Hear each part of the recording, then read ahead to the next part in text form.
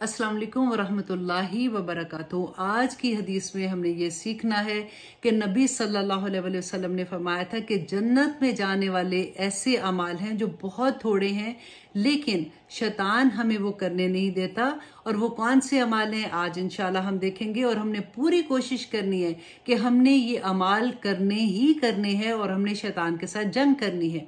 मुस्नद अहमद की हदीस है 1864, जिसमें हजरत अब्दुल्ला बिन अमर बिन आस रदी अल्लाह अन बयान करते हैं कि रसूलुल्लाह सल्लल्लाहु अलैहि वसल्लम ने फरमाया कि दो खसलतें ऐसी हैं कि जो इनकी हिफाजत करेगा वो उसको जन्नत में ले जाएंगी। वो दोनों आसान तो हैं, लेकिन थोड़े ही लोग उस पर अमल करेंगे। सहाबा ने कहा, या रसूलल्लाह वो क्या हैं? आप सल्लल्लाहु अलैहि वसल्लम ने फरमाया कि हर फर्ज नमाज के बाद 10 मरतबा अल्हम्दुलिल्लाह, 10 मरतबा सुबहान अल्लाह और 10 मरतबा अल्लाह अकबर कहना।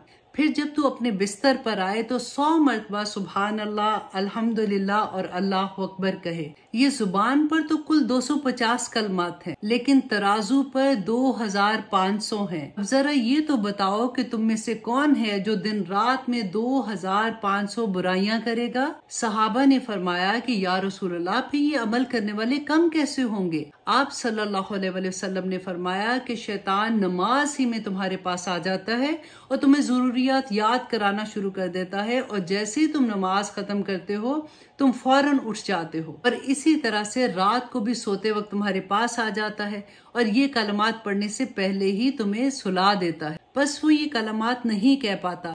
रावी कहता है कि मैंने नबी सल्लल्लाहु अलैहि वसल्लम को अपने हाथों की उंगलियों पर इसको शुमार करते हुए देखा। अल्लाह सुब्हानहू तआला हमें शैतान मरदूद से बचाए। आज के बाद हमने सब ने ये कोशिश करनी है कि कभी भी शैतान हमारे अंदर ये वसवास पैदा करे कि हमने ये काम करना है, हमने जल्दी से ये काम करना है। हमने उसकी स्टोरी को बाय नहीं करना, और हमने जब तक ये कलमात अदा नहीं कर लेने हमने नमाज से नहीं उठना। आमीन सुम आमीन। अस्सलाम वालेकुम वरहमतुल्लाहि वबरकातुहू।